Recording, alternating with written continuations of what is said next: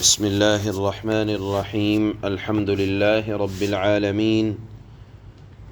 اشہد ان لا الہ الا اللہ وحدہ لا شریک لہ واشہد ان سیدنا ومولانا محمدا عبدہ ورسولہ اما بعد فاعوذ باللہ من الشیطان الرجیم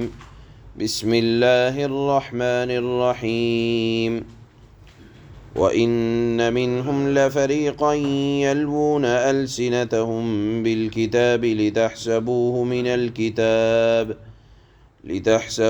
مِنَ الْكِتَابِ وَمَا هُوَ مِنَ الْكِتَابِ وَيَقُولُونَ هُوَ مِنْ عِنْدِ اللَّهِ وَمَا هُوَ مِنْ عِنْدِ اللَّهِ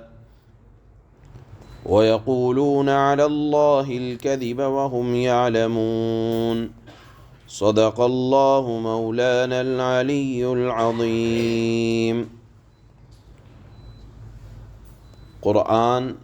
یہ اللہ کی کتاب ہے، اللہ نے اس کی حفاظت کی ذمہ داری اپنے ذمے لی ہے۔ قیامت تک جب تک قرآن پڑھا جاتا رہے گا، اس کا ایک ایک لفظ انشاءاللہ محفوظ رہے گا۔ کوئی جتنی چاہے کوشش کر لے، ایک لفظ نہ گھٹایا جا سکتا ہے نہ بڑھایا جا سکتا ہے۔ یہ اللہ کے نبی صلی اللہ علیہ وسلم کا ایک ایسا معجزہ ہے کہ قیامت تک لوگ اپنی آنکھوں سے، کھلی آنکھوں سے دیکھتے رہیں گے۔ دیکھیے، پچھلے انبیاء کو معجزات ایسے عطا ہوئے جو ان کی زندگی کے ساتھ خاص رہے، لیکن میرے اور آپ کے محبوب پیغمبر صلی اللہ علیہ وسلم کو ایک معجزہ قرآن کی شکل میں ایسا ملا جو قیامت تک لوگوں کے لیے چیلنج کا بھی باعث بنا رہے گا، اور یہ اس اعتبار سے معجزہ بنا رہے گا کہ کوئی چاہ کر بھی اس میں تبدیلی نہیں کر سکتا۔ اور اس کے علاوہ دنیا کی جتنی آسمانی کتابیں آپ سے پہلے گزری ہیں، چاہے صحیفوں کی شکل میں ہوں، چاہے مکمل کتابوں کی شکل میں ہوں، سب میں اس کے پڑھنے والے، اس کے ماننے والوں نے اپنی اپنی کتابوں میں من چاہی تبدیلی کی ہے۔ آج کی جو آیت پڑھی جا رہی ہے، اس میں اللہ تعالیٰ نے اہل کتاب کی ایک بری صفت کا ذکر فرمایا، اور فرمایا کہ یہ لوگ آسمانی کتابوں کے اندر اپنی طرف سے بڑھا گھٹا دیتے ہیں، اور اس طرح سے پڑھتے ہیں، لب و لہجہ ایسا اختیار کرتے ہیں کہ نا واقف آدمی، نا سمجھ آدمی دھوکے میں آ جائے اور یہ سمجھ لے کہ یہ بھی آسمانی کتاب کی عبارت ہے، بلکہ اپنی طرف سے بنانے کے بعد زبان سے یہ دعویٰ بھی کرتے ہیں کہ یہ سب اللہ کے پاس سے آیا ہوا ہے۔ وَمَا هُوَ مِنْ عِنْدِ اللَّهِ، اللہ نے فرمایا حالانکہ وہ اللہ کا نہ مضمون ہے، نہ اللہ کی کتاب میں موجود ہے، نہ اللہ کے پاس سے آیا ہے، بلکہ خود اس کو بنا کر اس کتابوں کے اندر داخل کر دیا گیا، اور لہذا اس اعتبار سے ان کتابوں کو یہ دعویٰ کرنا کہ یہ اسی حالت پر موجود ہیں، یہ دعویٰ غلط ہے۔ یہ دعویٰ کرنا کہ یہ اپنی اصل حالت پر موجود ہے، یہ غلط ہے، بلکہ تمام آسمانی کتابوں میں تبدیلی کر دی گئی، اور ان کے ماننے والوں نے خود چالاکیاں دکھا کر اس طرح سے اس کے اندر اضافہ کر دیا۔ لکھا ہے ہمارے علماء نے کہ دنیا میں بائبل کے اتنے نسخے موجود ہیں کہ ان میں باہم بڑا اختلاف ہے کہ کون سا صحیح ہے، کون سا غلط ہے، اور خود بائبل میں اتنے اس طرح کے مضامین داخل کر دیے گئے ہیں جو تسلیم ہی نہیں کر سکتا ایک سمجھدار آدمی کہ یہ اللہ کی طرف سے آئے ہوئے ہیں۔ اس کی کچھ تفصیلیں ہماری عربی کتابوں میں جیسے روح المعانی وغیرہ میں موجود ہیں۔ اللہ تعالیٰ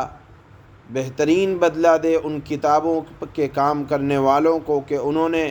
لکھا ہے کہ توریت میں کیا تبدیلی ہوئی، انجیل میں کیا تبدیلی ہوئی، اور بائبل کے اندر کس طرح کی تحریفات ہوئیں، اور وہ لوگ اس کو پڑھا بھی کرتے تھے، اور حتیٰ کہ اگر کوئی مالدار آدمی آتا اس کی وجہ سے پیسے لے کر اس میں تبدیلی کر دیا کرتے تھے، آیت کو ان کے مزاج کے مطابق بنا دیا کرتے تھے۔ اگر آپ کو ان تمام باتوں کو پڑھنا ہے تو حضرت مولانا رحمت اللہ صاحب کیرانوی نور اللہ مرقدہ کی ایک بہت مشہور کتاب ہے اظہار الحق،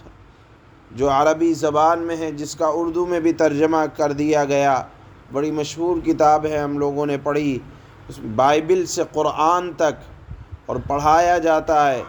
جس میں بائبل سے قرآن تک کا کے درمیان کے جو صحیفے اور آسمانی کتابیں ہیں ان میں کہاں کہاں تبدیلی کی گئی، اور جو سراسر مضمون جن مضامین کی نسبت اللہ کی طرف کی گئی وہ غلط ہیں، اس میں بائبل سے قرآن تک اس میں ان تمام مضامین کی نشاندہی کی گئی۔ جب اس بائبل سے قرآن تک کا ترجمہ انگریزی زبان میں ہوا اور یہ لندن پہنچی یہ کتاب، تو وہاں کا مشہور اخبار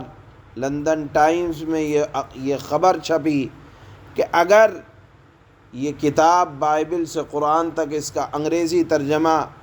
دنیا میں پڑھایا جاتا رہے گا تو دنیا میں مذہب عیسائی کی ترقی بند ہو جائے گی۔ بہرحال اللہ نے آج کی جو اس وقت آیت پڑھی جا رہی ہے اس میں یہ ارشاد فرمایا ہے کہ دیکھو، قرآن کے علاوہ دیگر تمام کتابیں جتنی ہیں، لوگ اس کے ماننے والے خود اس کے اندر تبدیلی کرتے تھے، اور تبدیلی کرنے کے بعد وہ لب و لہجہ اختیار کرتے تھے کہ سامنے والے کو دھوکہ ہو جائے کہ یہ پڑھنے والا خدا کا کلام پڑھ رہا ہے۔ ان کے ماننے والوں نے خود اپنی کتابوں میں تبدیلیاں کی ہیں، لہذا ہر لائبریری میں آپ جائیں گے تو اس میں کچھ نہ کچھ رد و بدل کے ساتھ، تبدیلیوں کے ساتھ ان کی کتابیں موجود ہیں، جس سے محسوس یہ ہوتا ہے کہ یہ تبدیلی خود انسانی تبدیلی ہے۔ اگر سب ایک جیسی ہوتی تو وہ، لہذا ابھی یہ کہنا کہ جو دنیا میں آسمانی کتابیں موجود ہے یہ وہی ہیں جو اللہ نے نازل کی ہے، یہ کہنا غلط ہے، اس لیے کہ قرآن میں اللہ نے صاف فرمایا ہے کہ صرف قرآن کی حفاظت کی ذمہ داری اللہ نے لی ہے،